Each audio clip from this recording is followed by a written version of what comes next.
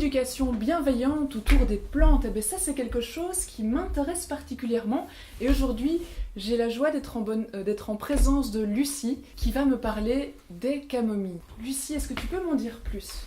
Bien sûr. Je t'écoute, dis-moi. Camomille romaine et la camomille matricaire. D'accord, et bien justement, on a préparé, avant de tourner cette petite vidéo, on a déjà préparé le décor et voilà ici dans ma main la camomille romaine, puis dans la main de Lucie, la matricaire, qu'on appelle aussi la camomille allemande, la camomille sauvage. À l'école, quand tu présentais ces plantes, tu avais fait quelque chose avec les élèves de ta classe. Tu peux m'en dire plus? Oui, j'avais préparé des petits pots de camomille. Et avec les petits pots, je disais aux élèves d'écraser la plante ou la couper en deux, comme la couper en deux, et puis sentir.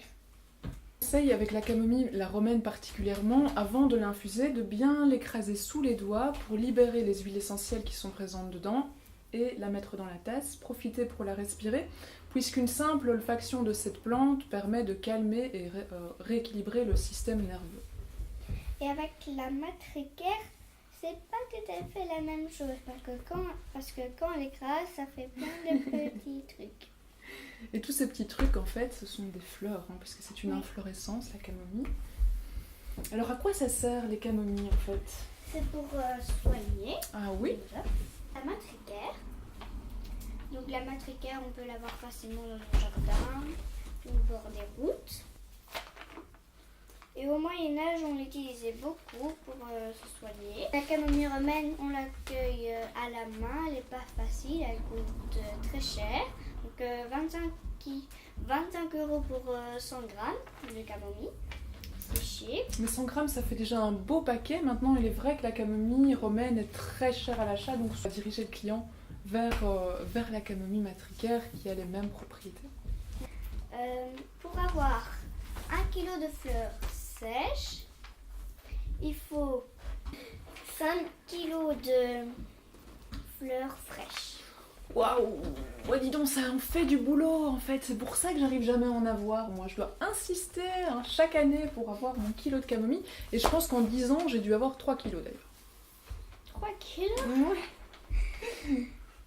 Qu'est-ce qu'on peut faire avec cette plante? On peut faire de l'huile essentielle, du shampoing pour les cheveux blonds, pour qu'ils restent clairs. Très bien, super. On peut faire de la tisane, le mal de digestion ou de ventre. Je vous conseille d'aller chez un herboriste qui va vous renseigner sur son emploi. Le métier d'herboriste et les connaissances en herboristerie sont essentielles quand on parle des plantes médicinales. Si cette petite vidéo vous a plu, mettez un pouce juste en dessous. Lucie, je te remercie encore énormément pour ce partage et à bientôt. Merci.